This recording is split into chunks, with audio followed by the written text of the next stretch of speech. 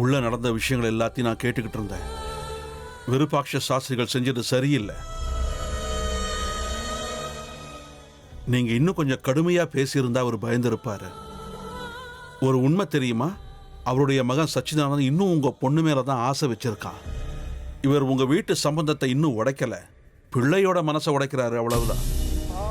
ரொம்ப சுயநலக்காரர் இந்த சாஸ்திரி. மனசுக்குள்ள வேண்டான்னு முடிவு பண்ணதுக்கு அப்புறம் யார் என்ன சொல்லி என்ன பிரயோஜனம்? மொத்தத்துல என் வீடு நாசமா போச்சு, என் பொண்ணு வாழ்க்கை போச்சு.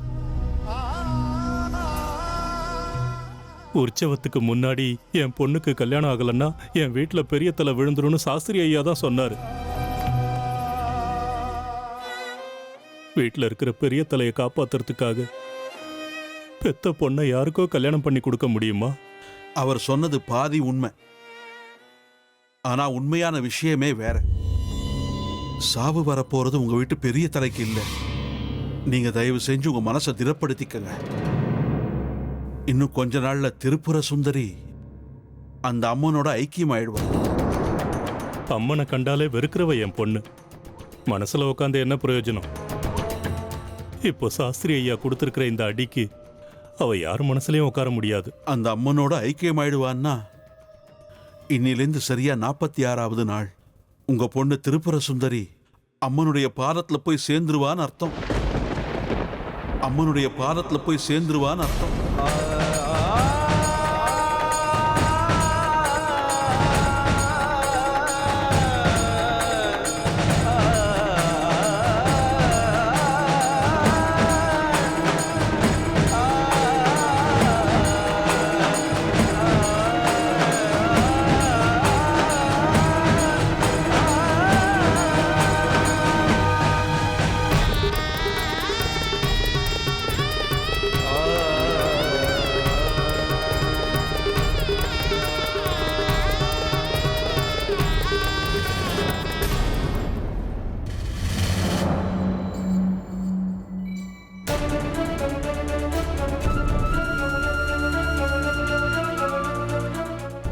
ஆமா சேகரா, அவளுடைய ஆயுசை 21 வயசு வரைக்கும் தான்.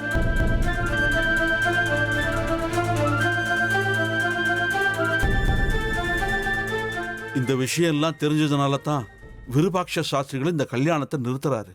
தான் பிள்ளை பொண்டாட்டியை இழக்க கூடாதுன்னு தான்.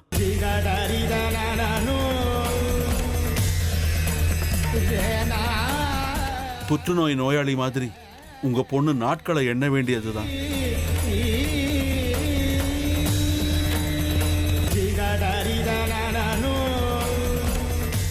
அவ உயிரோட இருக்க போறது. அவன் அழகா தப்பிச்சு வருவான். உன் வேலை என்னவோ அத மட்டும் பாரு. புதக்குழியா இருக்கிற பாதைக்கு போக வேண்டாம்னு சொல்றேன், நீங்க கேட்க மாட்டேங்கிறீங்களே. எல்லாத்துக்கும் கடைசியா ஒரே ஒரு வார்த்தை சொல்றேன் அத்தை. தெய்வம் கொடுக்கறத யாராலையும் தடுக்க முடியாது. தெய்வம் கொடுக்க மறுக்கிறத யாராலையும் கொடுக்கவும் முடியாது. தங்கதுரைக்கான தண்டனை ஆண்டவனோட கைவசம் தயாரா இருக்கு. முடிஞ்சா நீங்க காப்பாத்திக்கோங்க. பிரியாணி பாத்திரத்தில் நெய், கடலை எண்ணெய், பட்டை, மராட்டி மொட்டு, கல்பாசி, ஏலக்காய், பிரியாணி இலை, வெங்காயம், பூண்டு, முந்திரி, பிரியாணி மசாலா, தக்காளி, கல் உப்பு, மஞ்சள் தூள், கொத்தமல்லி, புதினா சேர்த்து நன்கு வதக்கவும். பின்னர் மட்டன், தயிர், சிறிது தண்ணீர் ஊற்றி கலந்து அதனுடன் சீரக சம்பா அரிசி சேர்த்து கொதித்த பின் பச்சை மிளகாய், புதினா சேர்த்து இறுதியாக தம் போட்டு இறக்கினால் சுவையான கொங்கு நாடு வெள்ளை மட்டன் பிரியாணி தயார். இப்போ உனக்கு கால் உடைஞ்சிருக்கும். தனோ, பார்த்து சூதானமா நடந்துக்கோ. இந்த வீடு பயங்கரமான காடு மாதிரி, யாரு யாரு அழிப்பாங்கன்னே தெரியாது. அக்கா, இப்ப நான் என்னக்கா பண்றது? யோசிக்கவே யோசிக்காத. உன் புருஷன் தலையில நறுக்குன்னு 4 கொட்டு கொட்டி சம்மதிக்க வச்சிரு. புரியுதா? சரிக்கா. முதல்ல அந்த வேலையை பாரு. போ போ. செல்வி எங்க போயிருக்கான்னு சொல்லு. அதான் நீங்க சொன்னீங்களேம்மா, அவங்க அம்மா அப்பா வீட்டுக்கு போயிருக்காங்க. அப்படிதான் சொல்லணும். சரி, சந்தோஷ்க்கு லெமன் டீ கொடுத்துட்டு உடனே வந்துடணும். புரிஞ்சுதா? சரிங்க. போ. எப்படி ஐயோ உனக்கு கிரிமினல் மைண்ட் இல்லடி, நீயே கிரிமினல் தான் என் தங்கம். ஒரு நிமிஷம். இதோ வரேங்க.